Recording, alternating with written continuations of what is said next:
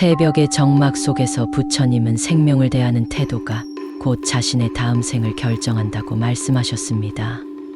작은 동물이라도 두려움과 고통을 느끼는 존재이며 그 고통을 가볍게 여길 때 무거운 악업이 한순간에 생겨납니다.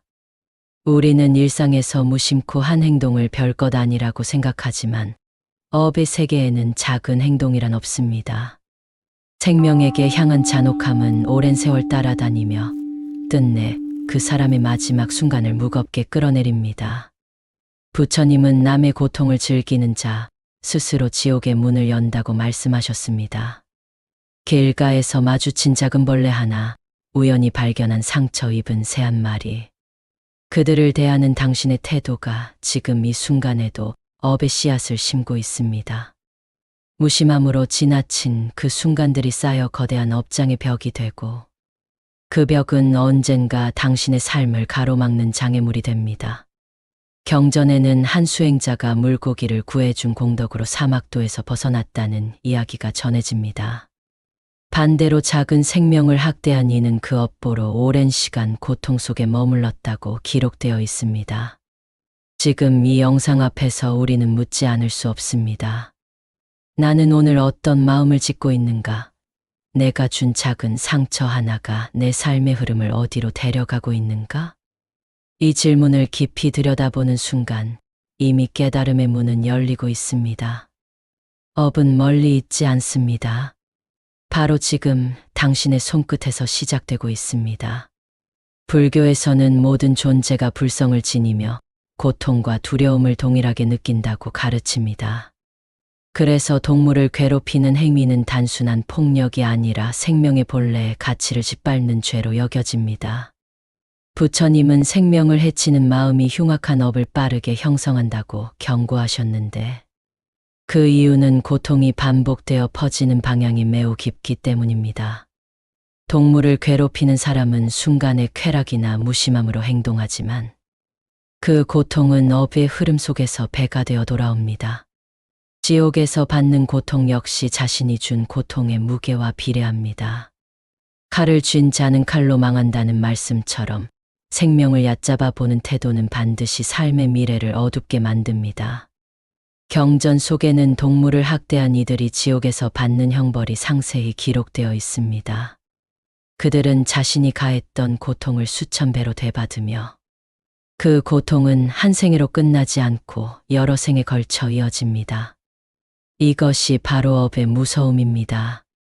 우리가 동물을 존중하는 태도는 결국 우리 자신을 존중하는 길이며 작은 생명 하나를 살리는 마음이 곧 업을 소멸시키는 지혜가 됩니다.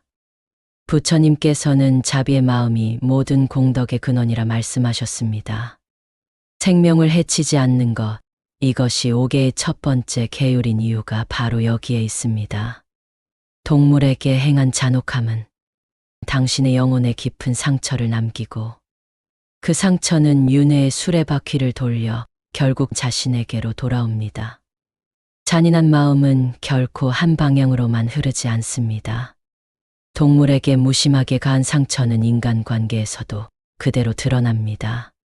타인을 돕지 않고 연약한 존재를 외면하고 작은 생명을 함부로 하는 사람은 결국 사람 사이에서도 외면을 받습니다.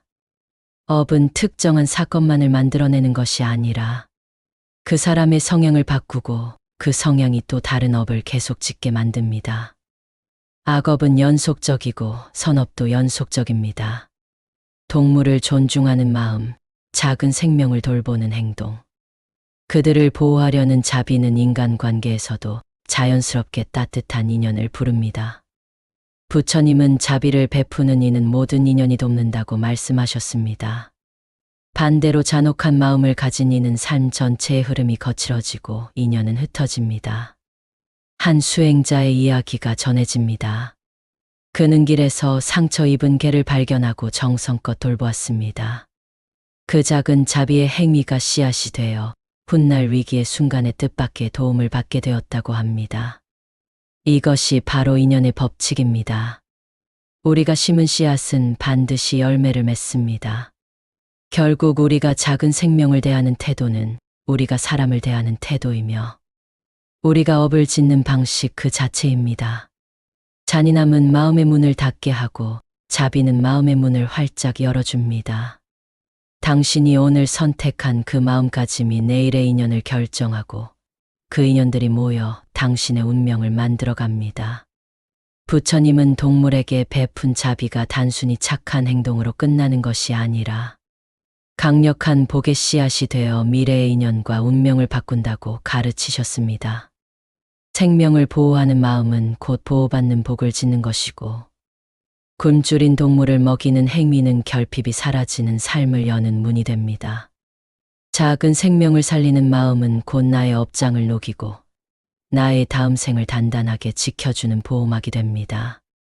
반대로 무심함과 잔혹함은 삶의 운세조차 어둡게 만들며 마음이 거칠어질수록 인생의 흐름은 점점 불안정해집니다. 자비는 약한 마음이 아니라 강한 마음입니다. 나약한 이들을 돕는 마음은 결국 나의 길을 평탄하게 만들고 내가 모르는 미래에서 큰 인연을 이끌어줍니다. 경전에는 방생공덕에 대한 이야기가 많이 나옵니다. 한 상인이 시장에서 팔려가던 물고기들을 사서 강에 풀어주었습니다. 그 공덕으로 그는 사업에서 큰 성공을 거두었고 자손들 또한 복을 누렸다고 전해집니다. 이것은 단순한 이야기가 아닙니다. 자비의 에너지는 우주의 법칙에 따라 반드시 당신에게 되돌아옵니다. 그러니 오늘 만난 작은 생명 하나라도 따뜻하게 대하는 순간 이미 당신은 복된 인연을 짓고 있는 것입니다. 동물을 구하는 것은 곧 자신을 구하는 일이며 생명을 살리는 것은 곧 자신의 미래를 밝히는 일입니다. 부처님의 가르침은 명확합니다. 자비로운 마음으로 살아가는 이에게는 복이 따르고 그 복은 대를 이어 전해진다고 하셨습니다. 부처님은 누군가의 고통을 즐기는 자는 고통에서 벗어날 수 없다고 말씀하셨습니다. 지옥의 업은 어느 하루 갑자기 떨어지지 않습니다. 오늘의 잔인함, 오늘의 무심함, 오늘 내가 외면한 작은 생명이 지옥의 문을 조금씩 열어둡니다. 반대로 오늘 내가 베푼 작은 자비, 오늘 내가 내민 손길, 오늘 내가 준 따뜻함은 지옥의 문을 닫고 복의 문을 여는 힘이 됩니다. 생명을 존중하는 태도는 무조건적인 감정이 아니라 업을 바꾸고 미래를 바꾸는 가장 현실적인 수행입니다.